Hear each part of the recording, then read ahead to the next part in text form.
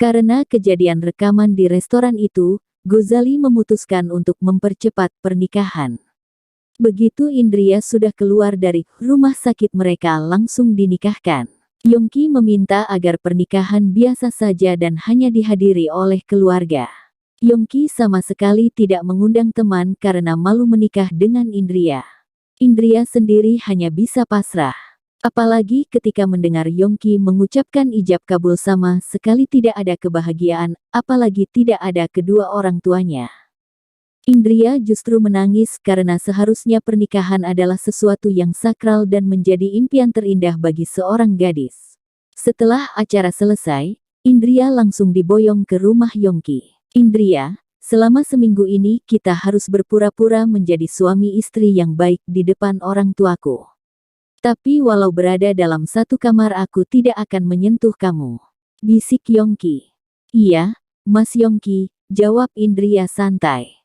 Karena kaki Indria yang belum sembuh, maka dia sama sekali tidak diizinkan untuk melakukan pekerjaan rumah. Mertuanya begitu baik dan penyayang membuat Indria merasa sedikit terhibur.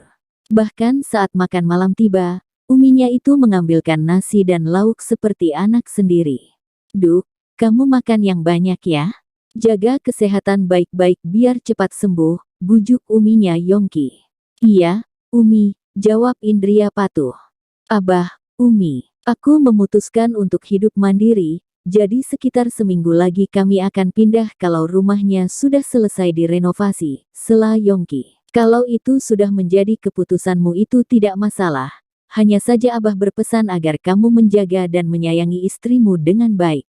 Istri merupakan titipan Allah yang harus kamu rawat seperti dirimu sendiri. Bla, bla, bla.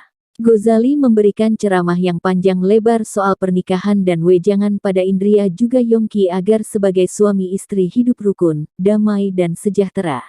Yongki sampai mengantuk, tetapi menahan saat mau menguap takut membuat abahnya kecewa. Setelah pukul 9 barulah Ghazali selesai dengan petuahnya. Kalian segera istirahatlah, Abah dan Umi juga mau istirahat, bujuk Ghazali.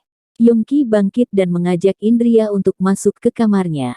Kamar yang cukup luas, begitu masuk Indria agak merasa takut.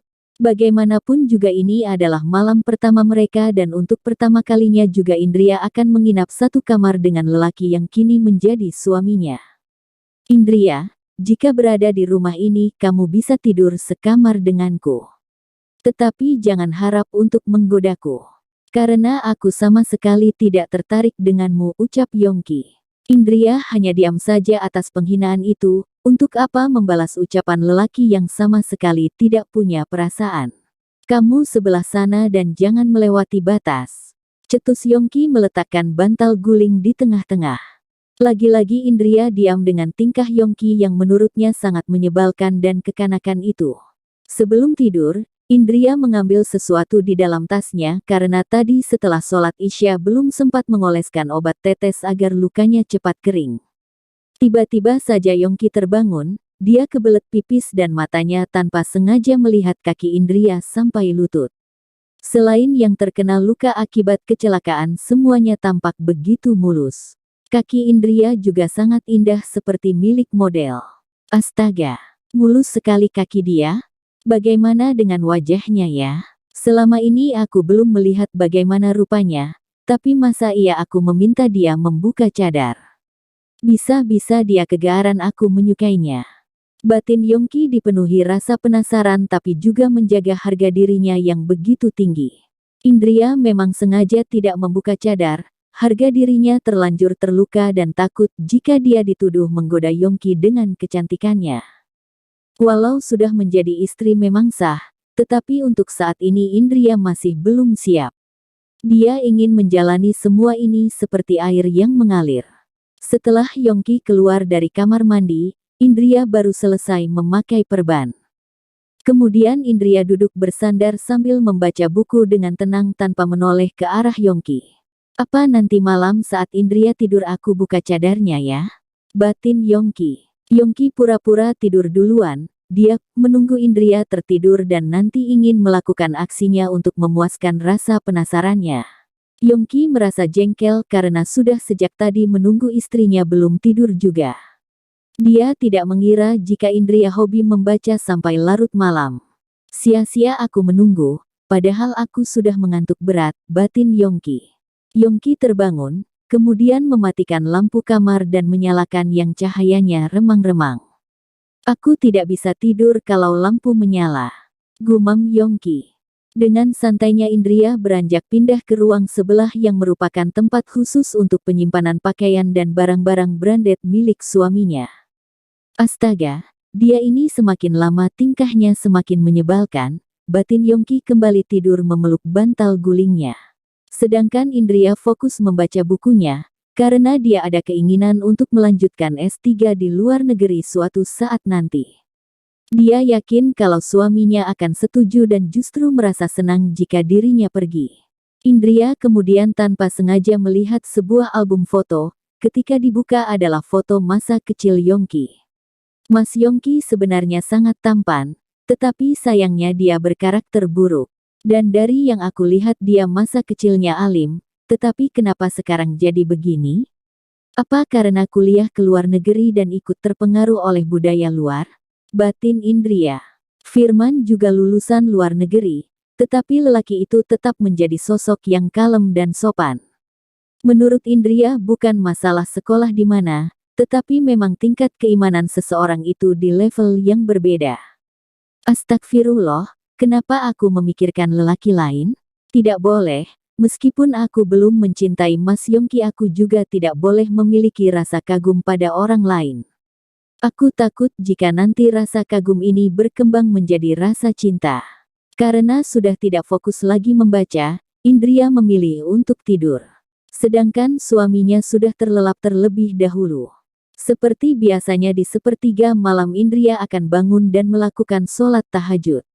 Sebelum itu dia akan mandi keramas terlebih dahulu biar segar dan hilang rasa kantuknya.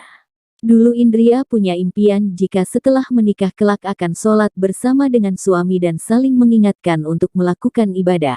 Tetapi sekarang dia begitu takut untuk membangunkan Yongki. Abah sudah berpesan, agar aku bisa membujuk dan mengingatkan Mas Yongki dalam ibadah. Batin Indria memberanikan diri. Mas Yongki bangun. Ayo kita sholat tahajud, ucap Indria lembut. Berisik. Kamu mau apa itu urusan kamu dan jangan pernah mengganggu aku. Jika kamu berani mengganggu tidurku lagi awas saja. Bentak Yongki. Indria diam, menahan luka yang teramat dalam. Ini bukan pernikahan seperti yang dia inginkan, rasanya seperti terjebak dalam jurang yang gelap dan dalam. Ya Rob, berilah hambamu ini kesabaran dan ketabahan. Semoga ada masa bagi Mas Yongki untuk berubah, gumam Indria. Dia pun segera masuk ke kamar mandi, menangis sejenak menumpahkan segala rasa kekecewaannya. Sekuat-kuatnya seorang perempuan tetap ada masa di mana dirinya butuh sandaran. Yongki saat itu setengah sadar tapi masih mengantuk berat. Samar-samar dia melihat sosok wanita yang berambut panjang bergelombang sepinggang dan wajah yang sangat cantik jelita. Aku pasti mimpi, batin Yongki. Esok harinya saat sarapan Yongki masih mengingat mimpi semalam. Semalam itu mimpinya seolah nyata, walau dalam samar-samar tetapi wanita itu sangat cantik. Tapi seperti nyata saja rasanya, ataukah itu Indria? Ah tidak mungkin. Kalau memang Indria cantik dia pasti akan membuka cadarnya dan merayuku. Tetapi dia terus saja menutup diri dariku pasti ada hal yang disembunyikan. Yongki menatap Indria lekat. Istrinya memakai kacamata sedangkan wanita semalam tidak.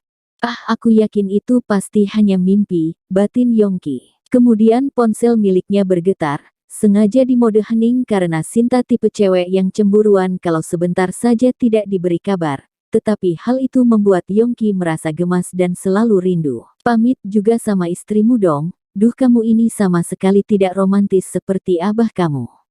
Dulu kalau abah mau berangkat kerja mengecup kening Umi dan berpamitan dengan mesra, sindir ibunya Yongki. Ih apaan sih, Umi? Lebay sekali deh, cetus Yongki beranjak pergi tanpa menoleh ke arah Indria. Mungkin jika dirinya menikah dengan orang yang dicintai pasti sebelum berangkat kerja juga akan bermesraan dengan istrinya. Yongki, Indria kan dapat cuti seminggu. Mungkin dia akan jenuh kalau di rumah terus. Sebaiknya kamu ajak saja Indria, sela Ghazali. Iya Abah, aku ini mau kerja bukan tamasya. Lagian nanti kalau ada salah satu murid yang melihat apakah dia tidak akan malu sebagai guru yang katanya sakit malah bepergian? Tolak Yongki. Abah, Indria walau di rumah juga harus mengerjakan banyak hal untuk tugas murid-murid, sela Indria. Oh baiklah, terserah kamu saja. Yang penting kamu merasa tenang dan nyaman, anggap saja ini rumah sendiri, bujuk Ghazali. Baguslah, kamu sadar diri juga, batin Yongki melirik ke arah istrinya. Saat dirinya hendak keluar rumah, tiba-tiba adalah polisi yang datang. Selamat pagi, benarkah ini rumahnya Pak Yongki? Tanya salah satu polisi. Iya, benar. Ada apa ya? Tanya Yongki heran.